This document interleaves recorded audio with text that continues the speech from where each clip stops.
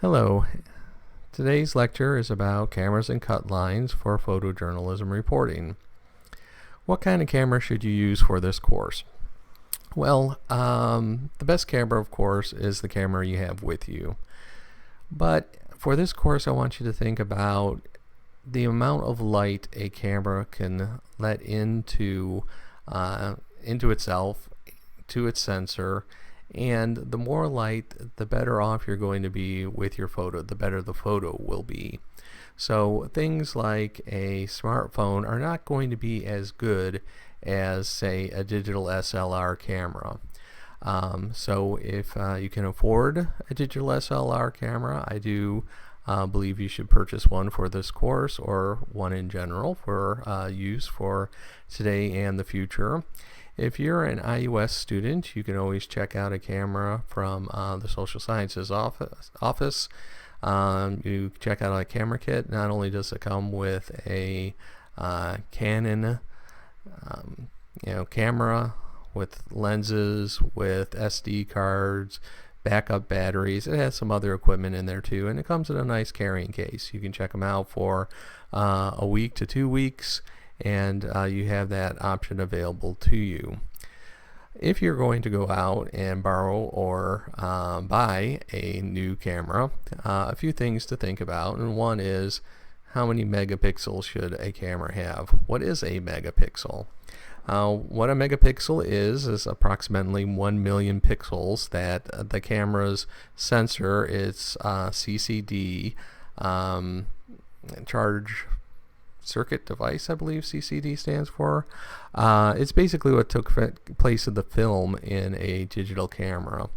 Of course, the higher the megapixel, the potential for a better, sharper, clearer image is there. Once again, it does depend on lenses, camera, aperture, shutter speed, all these other variables, but usually the more megapixels, the better potential photo that you have. To me, about 8 megapixels is the sweet point, meaning that anything 8 megapixels and above will have the necessary amount of information to print out a nice 8x10 photo without the average person being able to tell the difference between if that photo was taken with film or if it was taken digitally. So definitely get something that is 8 megapixels or more, and today, even with our smartphones, they're definitely above 8 megapixels. So you shouldn't have a problem finding a camera with a good fair amount of information potential. Good way of putting it. What file format should you save your photos in? Most cameras at the digital SLR level will have a format called RAW. RAW, when it takes the photo, it doesn't compress the data, so you're going to have the most information for that photo as is possible. So I would try to shoot in RAW, but what I want you to turn your photos in as is a JPEG. JPEG stands for Joint Photographic Experts Group. It is a format that uses file compression, a mathematical algorithm to reduce the file size for being used on, say, the World Wide Web. When you save as a JPEG, they usually give you an image quality or image size variable to play with. Always save it with the greatest amount of image quality. This will make for large file sizes, but the more information you have for the photo, the better, the nicer the photo will look. So I would actually, for this class, shoot in JPEG. Or if you are computer savvy enough, be able to convert from RAW, and there are different RAWs for the different types of cameras, be able to convert from RAW to JPEG. What is an f-stop? An f-stop is actually how much light you're letting into the camera. And I'm going to pause here for a second. I forgot to bring up my slide here for what an f-stop is, and it is the amount of light that the camera is letting into, the lens is letting into the camera. So as you can see, say an f-stop of f22, it has a very small opening. And actually f22 is meaning it's a fraction. That is 1/22 of the amount of light that lens has the potential to let in. So the larger the number, if you think about it as a fraction, say 1/22, it means a smaller opening. So larger number, smaller opening. What is good with a small f-stop is that more of the image is going to be in focus. That means a higher depth of field. So if you're shooting, say, a nature photo and you want the mountains, the clouds, the trees in the front, everything to be in focus, you want to have a very high, like an f22, aperture. Not a lot of light's going to be let in, but landscapes usually don't move around too much, so you can have the shutter open longer, let more light in that way, and more of the photo is going to be in focus. Now, if you need to let a lot of light in, say in a low light situation, you're going to want a lower number for your f-stop, like an f2, which is usually the lens all the way open.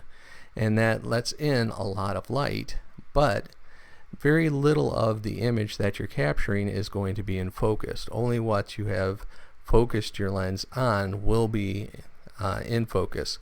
What's behind it, what's in front of it, will not be in focus. It'll actually be blurred out. That's a very shallow or low depth of field. And usually I shoot portraits that way because I only want the person's face to be in focus. And if there's, nature in the background, that could be fuzzy. If there's something in the foreground, that could be fuzzy too. I only want my subject or my clear center of interest to be in focus. So a small f-stop, like a f2.8, will do that for you. In sports, you usually want to have a lot of light coming in because it's usually a low light situation, say a basketball court. But at the same time, the action's moving fast, so you'll have a fast shutter speed and it'll let in less light because of just the short amount of time that light is exposed to the camera itself. So there is a marriage between f-stop, your aperture opening, and the shutter speed. In this slide here, you can see that a smaller f-stop, so a more open lens, you can see the background's blurry, but the subject is in focus. As the f-stop, the aperture gets smaller, the f-stop gets larger, more is in focus, but it has the potential of not letting enough light in. Now below that is shutter speed, how much light is exposed to the CCD, which captures the image in a digital camera.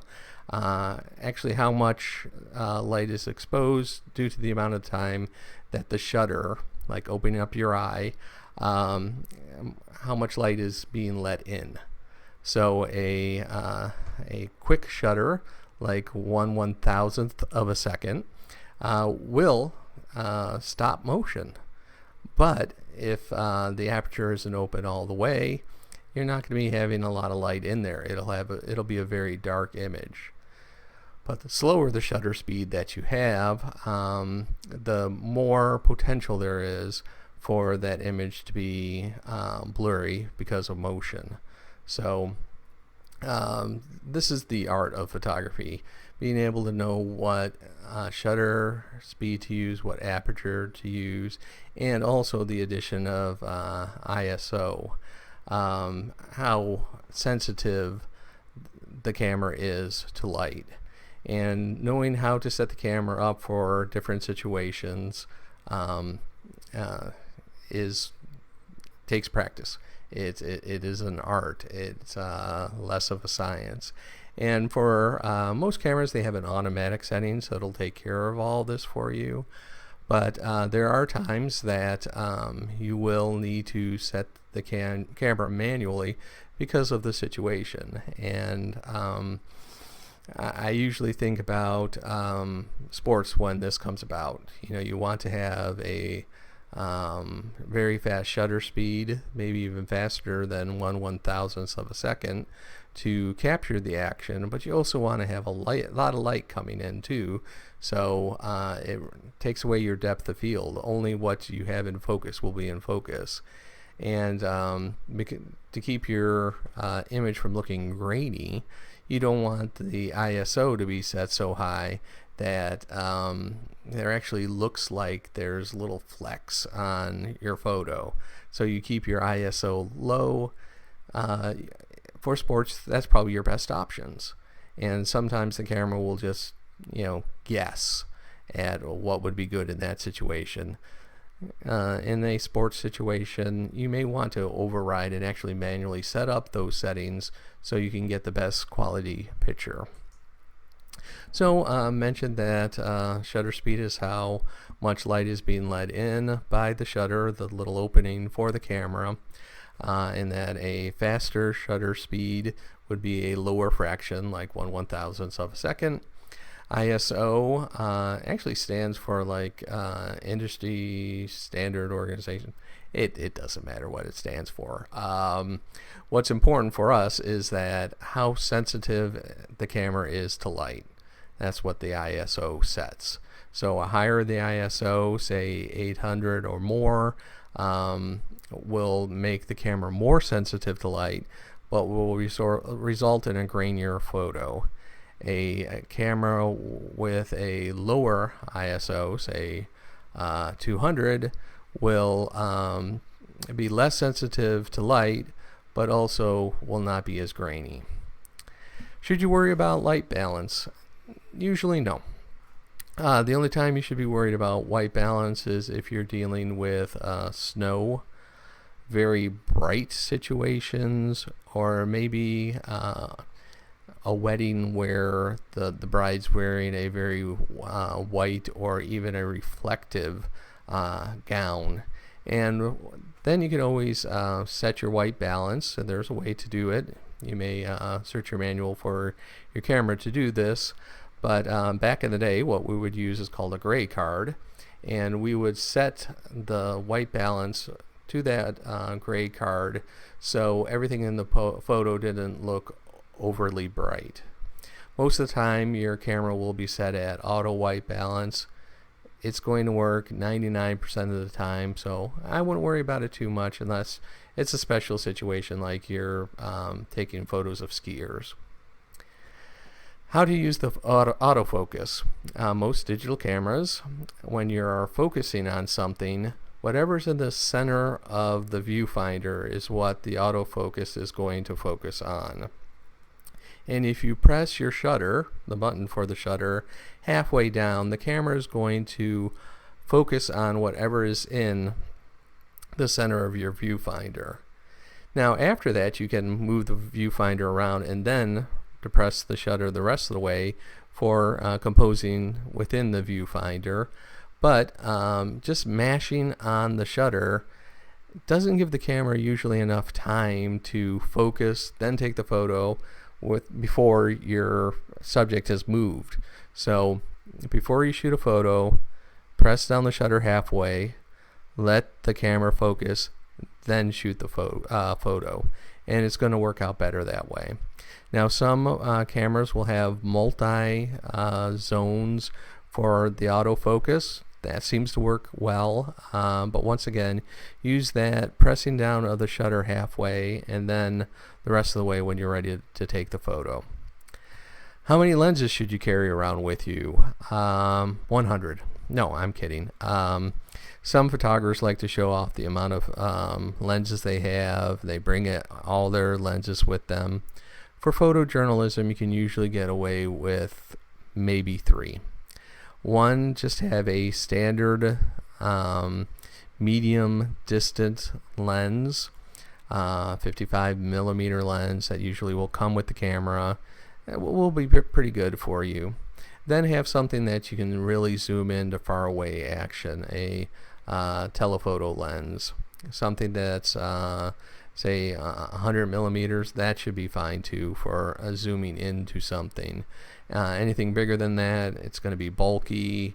You have to worry about image stabilization. Yes, be aware of how much you have to carry, because it gets heavy after a while. This is glass we're talking about, and metal. So a telephoto lens, a standard lens, and you may want to carry around a novelty lens, something like a bird eye lens, where it'll allow you to do portraits or landscapes better. You may want to bring along a micro lens so you can take close-up photos. If you think the assignment that you're going to shoot will necessitate the using of different types of lenses, bring 3 around. But carrying 4 telephoto lenses and 3 medium range lenses, you're just showing off. So 3, maybe 4 lenses. Think about what you're going to be shooting before you leave, and bring those lenses along. And remember, these are usually fragile too, so make sure you have a nice case for them. And one of the interesting things about lenses is you end up marrying a camera maker.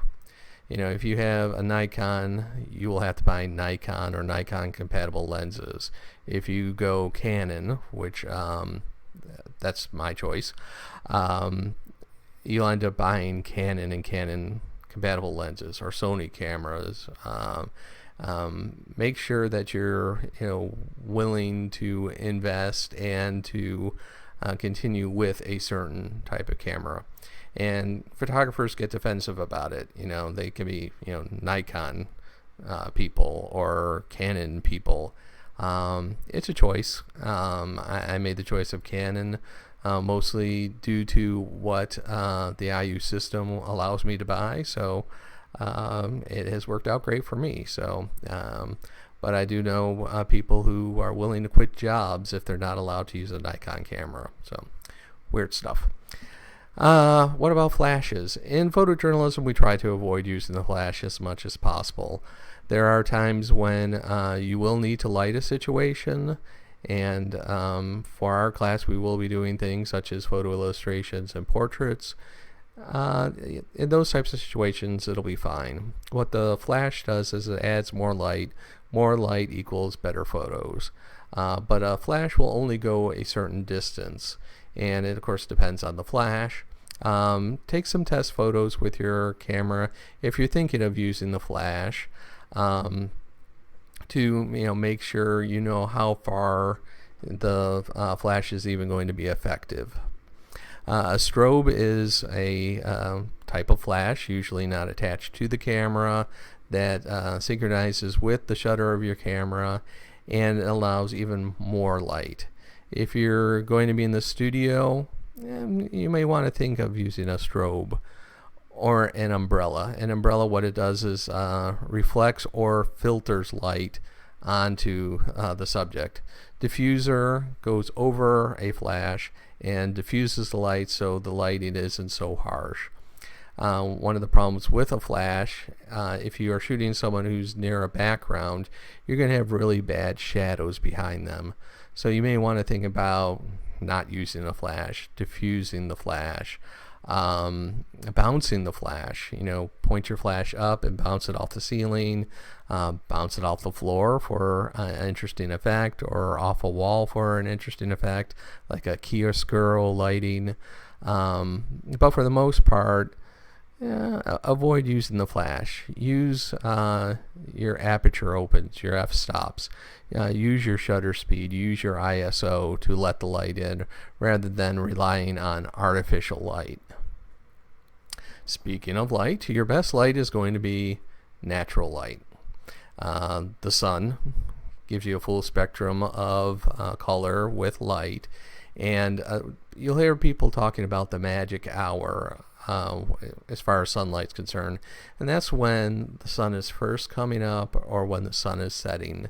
The light has kind of a warm pinkish tint to it, and it does take really nice photos. So if you happen to be out shooting at that time, use that to your advantage. Can't always carry around the sun in your pocket like that, so be aware that when you are outside, that the sun can cause very harsh shadows, can cause people to squint. The best way to get a picture of someone is have the light behind you, but then the light is shining into their eyes. If you're shooting when the sun is high in the sky, it's going to create very flat images because you're not going to see a lot of shadows on faces. So think about that when you are shooting things, but natural light, outdoor light is always going to offer you the best options unless it's a cloudy day. Cloudy days tend to give you kind of a bluish tint, almost a grayish tint to your photos. So that, of course, can be adjusted in Photoshop, but be aware of that when you go out shooting photos. Indoor lights, always a problem with those. Fluorescent lights give off a yellowish tint. Incandescent lights, which we're kind of going away from, give a kind of a pinkish light, not the nice warm pinkish light that the sun gives us, but does give a tint to the photo. And then we have LED lights that are very white, very harsh, very unforgiving. So think about that as you're shooting indoors. How much light do I have? Is it backlit? Is it front lit? When you have light behind a subject, it's going to overpower the subject, and your subject is actually going to look like a silhouette. And it's really hard with a camera to compensate for backlight. The best way to deal with that is to avoid it. Try to shoot from a different angle, shoot in areas where there isn't backlighting. But there are some situations where you can't get around that, and that's when you want to think about maybe using a flash to bring the subject into view with so much light behind them. In the day, when we would shoot things like indoor photos under fluorescent lights, you would actually buy different film to compensate for the lights. You would buy a film that had a blue tint to it, so it would compensate for the fluorescent lights, compensate for tungsten lights, arc lighting. We don't have to worry about that so much, since a camera will usually take care of things like the ISO, the sensitivity to light, and the white balance, which is usually an auto white balance. So there are usually settings on your cameras for indoor, outdoor, fluorescent, incandescent lights. If you have that, use that to your advantage. Did mention that with harsh lighting, like with a flash or a bright sunny day, it will create shadows. And think about that when you're shooting. Is that shadow behind the person going to be distracting? Is it going to alter the way the person looks? Can I diffuse the light, say with a diffuser for the flash, or shooting the light through an umbrella? It's usually a very white, not opaque umbrella that nicely diffuses the light onto the setting. Or even reflected light is less harsh than just direct lighting. So think about that. Think about shadows, and try to avoid anything that would distract from the photo, distract from the story you're trying to tell. Red eye is the result of the flash bouncing off of a person's retina, and then that red from the retina bouncing into the camera. And it's the result of your flash being too close to the lens. So once again, just avoid using a flash if you can. But if you do use a flash, think about diffusion, bouncing the flash, or removing the flash and putting it as far away from the lens as possible. Not only can you control shadows and add shadows to the face, give them more depth, but you can also avoid red eye. I know some cameras have a setting called red eye reduction. Do not use this. What it does is it flickers the flash before the camera goes off to make the pupil smaller. And of course that does reduce red eye. It makes the red eye smaller, a smaller dot. But it confuses the subject because they think the flash has already gone off, and then they move. And then the flash goes off for real, which is synchronized with the shutter. So you have a lot of pictures of people who just moved. Or they get self-conscious about it. Why did the flash go off 3 times? It probably actually went off more than that. You just didn't realize it. So red eye reduction in the camera really doesn't reduce red eye. It just makes the subject's pupils smaller. So the better way of reducing red eye is making sure that a flash or a light source is as far away from the lens as possible.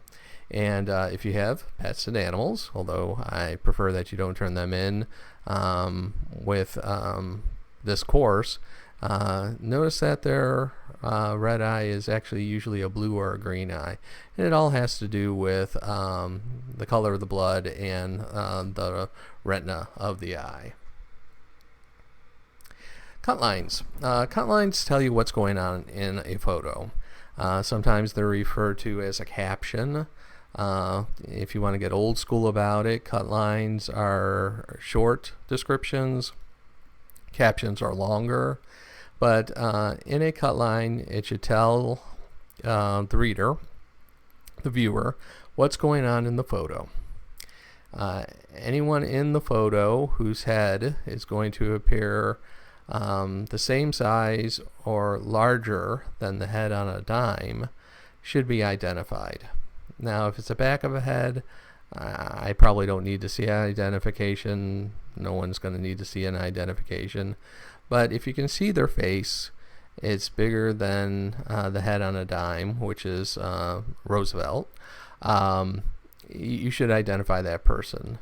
And you should not only get their first and last name, but you should give some other identifying information. Say an age, a city they're from, if you're on campus, maybe a major, class standing. And that is actually to protect you from libel. Sometimes people look like other people in a photo, especially if the head is really close to the head of a dime, and you call them, say John Smith, and then there's another John Smith in town who's an axe killer. Yeah, you don't want to mix up the two people. So, saying John Smith, 92, probably not the axe killer in this case. So give full identification when you're doing your cut lines. In your cut lines, tell me who, what, where, when, maybe even why and how. Do you have to ask permission before taking a photo? Usually if you're taking a photo in a public place, you're in a public place, you don't have to ask permission. I know some people say, well, you need to ask my permission if I'm law enforcement. You have to ask my permission if it's a child. That is not a law. It's probably a good idea, but if you are in a public park and you're taking pictures of someone, you do not have to have permission. You may wish to seek permission, and usually when you're going to get the cut line information, you'll say something along the lines, hi, I'm a photographer, I took a photo of your son, would it be okay if I have his name, his age? And they say, well, I don't want you to use that. I want you to destroy your camera right here and burn it to the, and relax and, let them get all entitled, but let it go. You can still turn it in, perfectly legal. But if you have problems filling in that cut line, there's usually a problem with the photo itself. So keep that in mind. Extended cut lines, what I mean by that is giving me information outside of what is just in the photo. So if an event happened, you took a photo at it, you told me what's going on in the photo. But if you want to tell me more about the event, that's usually good information, and it allows you for doing something called wild art, where you have a photo run without a story, and the cut line is going to act as the story. So any information that you can give above and beyond just the who, what, where, and when is always helpful. What a cut line can tell you? Well, it can tell you if there's a problem in the photo. If you're trying to describe what's going on in the photo and you can't, maybe this isn't an interesting photo. Maybe this isn't something that's compelling enough, that doesn't have a story, that isn't inherently compelling. Can also tell you when you have difficulties with the subject, like the subject wouldn't give you their name. Maybe you don't want to use the photo unless there's a compelling reason for it. Some other rules about cut lines. The first sentence of cut line traditionally is in present tense, telling you what is going on in the photo at that time.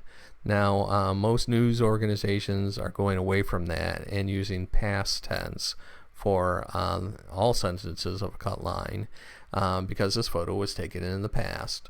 To me, the choice is yours. If you want your first sentence to be in present tense and then all other sentences in a cut line to be past tense, that is fine. If you want them all to be in past tense, that is fine. Future tense, I'd avoid that in general. So that's what you need to know about cameras and cut lines. I know the part about f-stops and shutter speeds and ISO, it's a little confusing, but do know that an f-stop tells you how much light is coming in through the lens. Shutter speed is how much light is being exposed through the lens, and the ISO is how sensitive the camera is to that light. And remember that photography is all about writing, or in our case, telling stories using light or captured light.